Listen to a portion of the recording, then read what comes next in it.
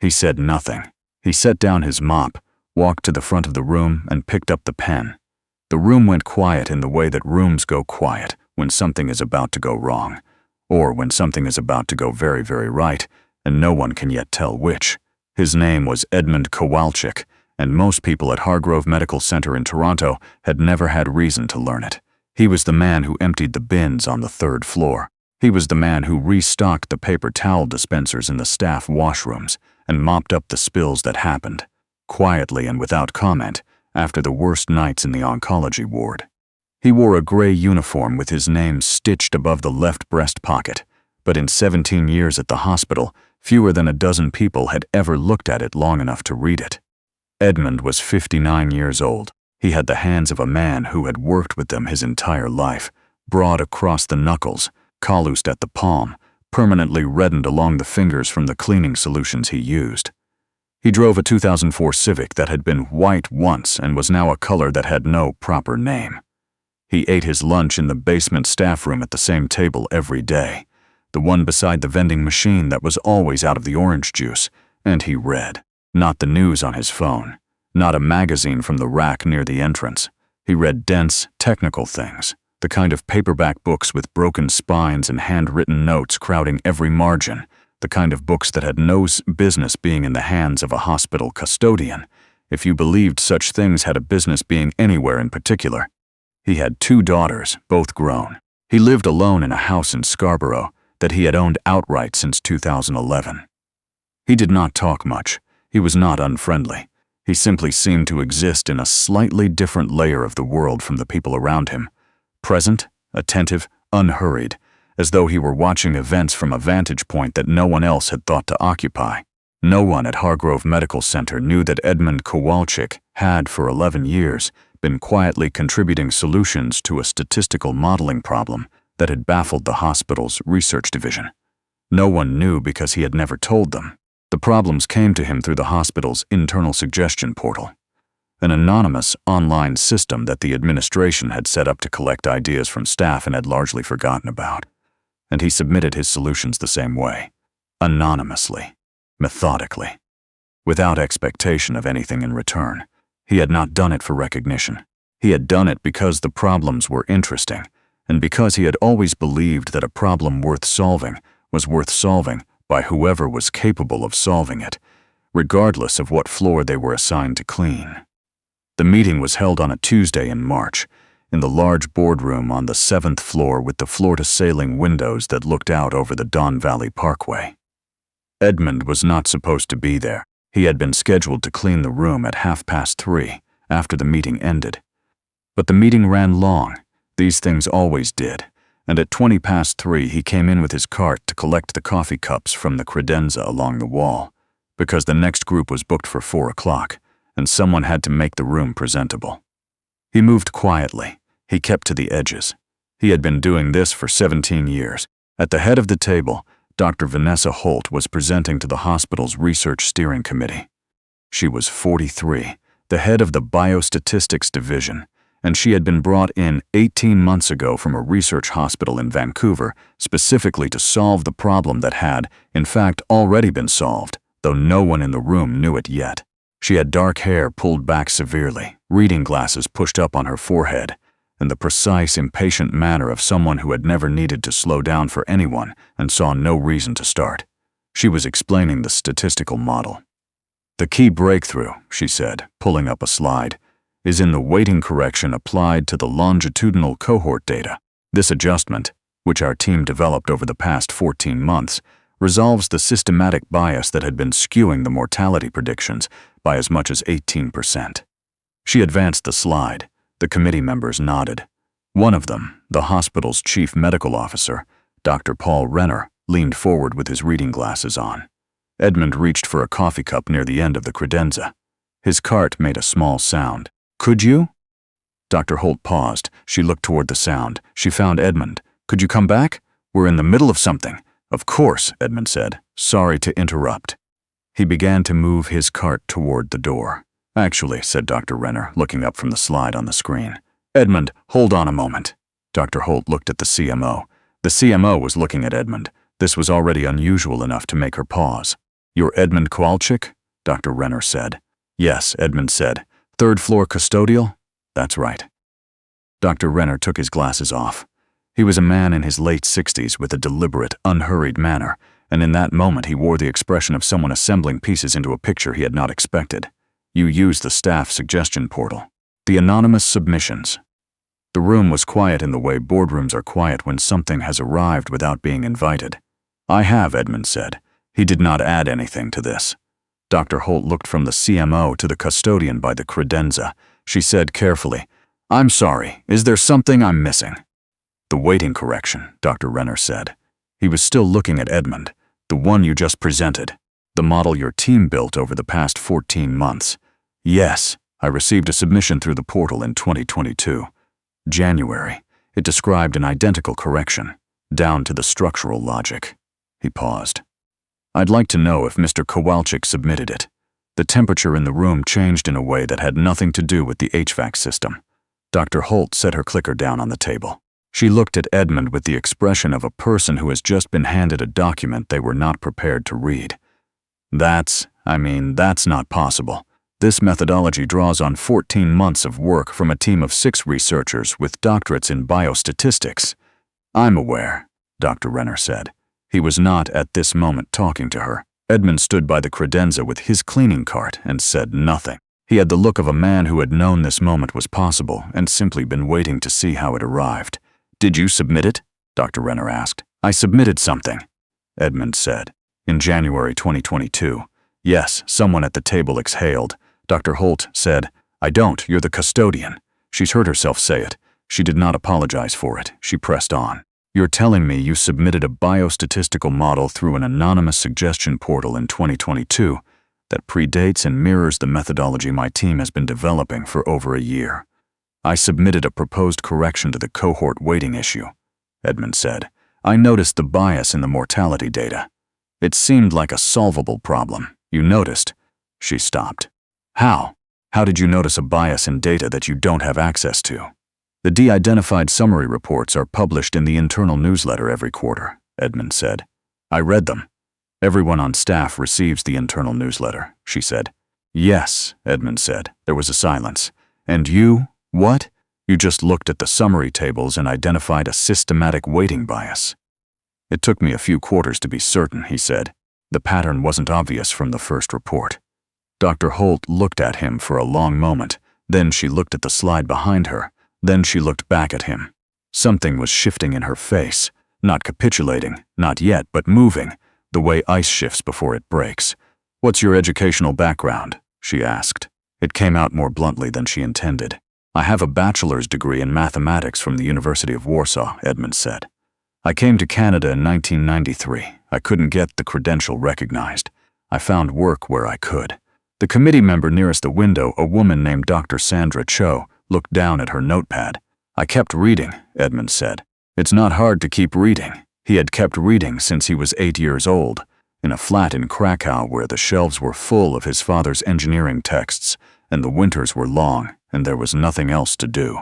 He had read through his mathematics degree, through the credential limbo of his early years in Canada, through the night shifts at a factory in Etobicoke, and the morning shifts at a warehouse in North York, and the 17 years of mopping floors and emptying bins and reading, always reading, in the basement staff room at the table beside the broken vending machine. He had 2 daughters. The older one, Marta, was a civil engineer in Ottawa. The younger, Zofia, was finishing her PhD in computational biology in Montreal. He did not talk much about his daughters. He did not talk much about anything. But on the evenings when one of them called, he sat in his kitchen in Scarborough and talked for a long time about their work, about the problems they were turning over, about the questions that didn't yet have answers. He asked careful questions. He suggested approaches.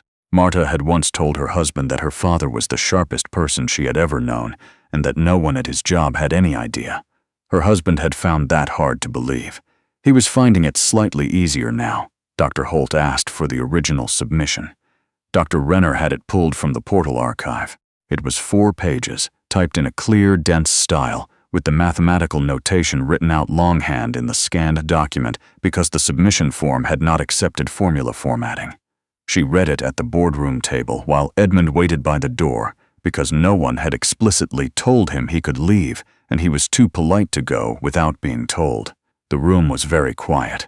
She read it the first time quickly. Then she went back to the second page and read more slowly. Then she set it down on the table in front of her and looked at it without speaking for a moment. The variance adjustment in section 3, she said finally. She was not talking to anyone in particular. We got there in August, month 8 of the project. She paused. He got there in January 2022. No one said anything.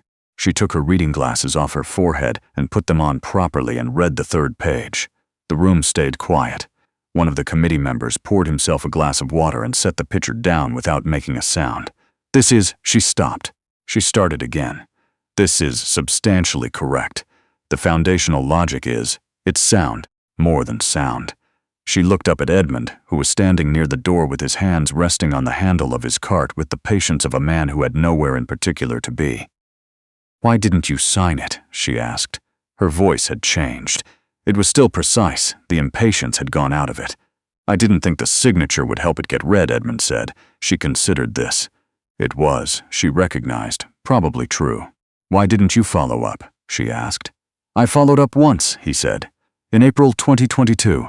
I received an automated reply." Dr. Renner closed his eyes briefly.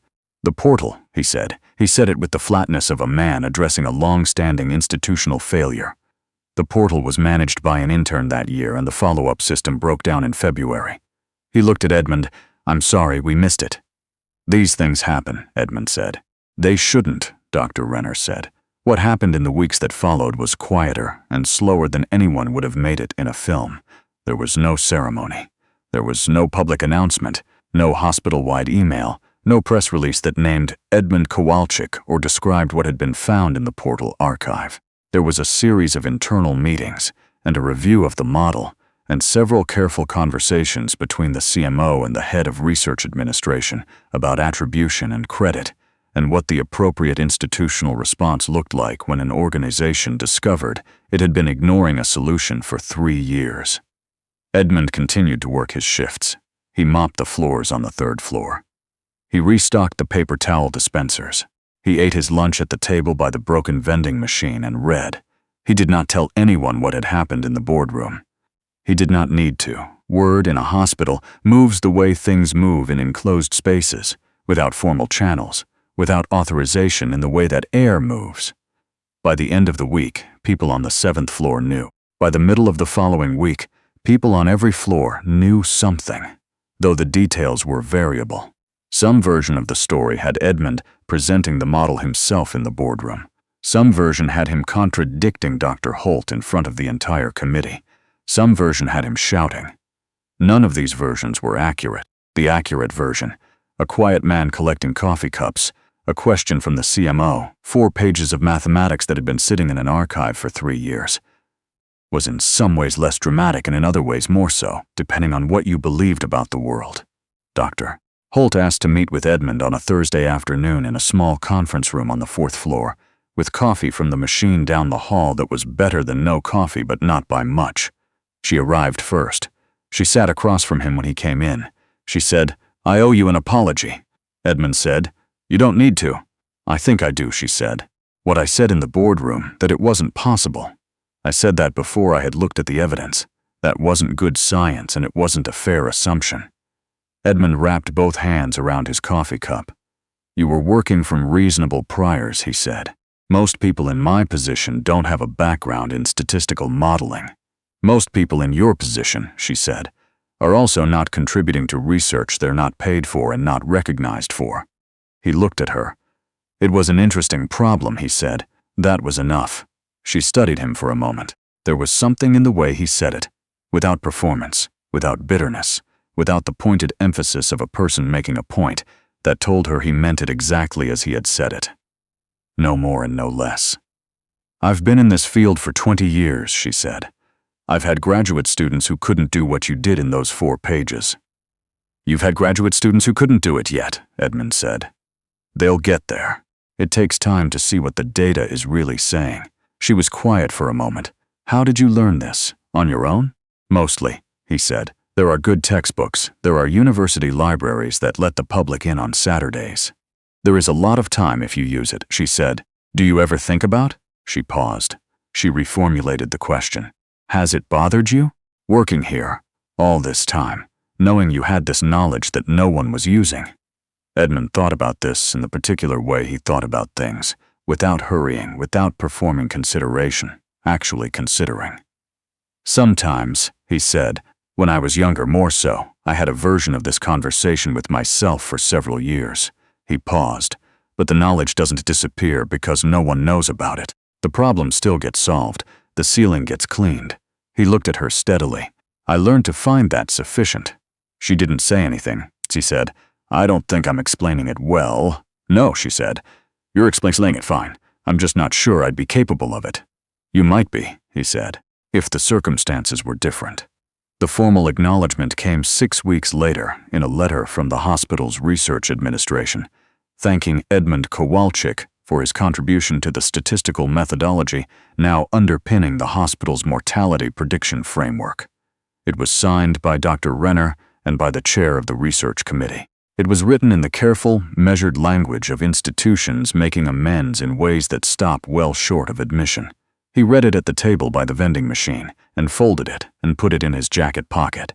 He called Marta that evening from his kitchen. He told her about the letter. There was a silence on the line, the particular silence of a daughter trying to calibrate the correct response. Dad, she said. It's fine, he said. It's not fine, Dad. They used your work for 3 years. The work was used, he said. That's what matters about the work. That's not what matters about you, she said. He was quiet for a moment. In the kitchen in Scarborough, the window above the sink looked out onto the small backyard that needed raking, and the maple tree that dropped too many leaves, and the fence that needed 2 of the boards replaced, which he had been meaning to do since October and would get to before the snow came. I know, he said. I know that too. He meant it. He was not performing equanimity. He simply held both things at once, the value of the work and the value of the person who had done it, and understood that the second one did not require external confirmation to remain true. Will they do anything else? Marta asked. Beyond the letter? There's a conversation about a research consultant role, he said. Part-time, Dr. Holt's team. Are you going to take it? He thought about it. He thought about the 4th-floor conference room and the coffee from the machine down the hall, and the way Dr. Holt had said, I'm just not sure I'd be capable of it, and meant it. I think so, he said. The problems are interesting. Dr. Vanessa Holt presented the updated methodology at a research conference in Ottawa that spring. In the acknowledgments section of her paper, she included a note, brief, precise, in the style that had always suited her, thanking Edmund Kowalczyk, statistical consultant, Hargrove Medical Center, Toronto, for foundational contributions to the modeling framework. She had asked him whether he minded being named. He had said he didn't mind. Good, she had said. You should be named. It's your work. He had nodded. For what it's worth, she had said, and she had not been sure, even as she said it, whether she was saying it for him or for herself. I looked at the portal archive. Your submission was thorough. If it had been reviewed properly, we would have seen it in 2022. We should have seen it in 2022. Yes, he had said, but you see it now. She had looked at him for a moment.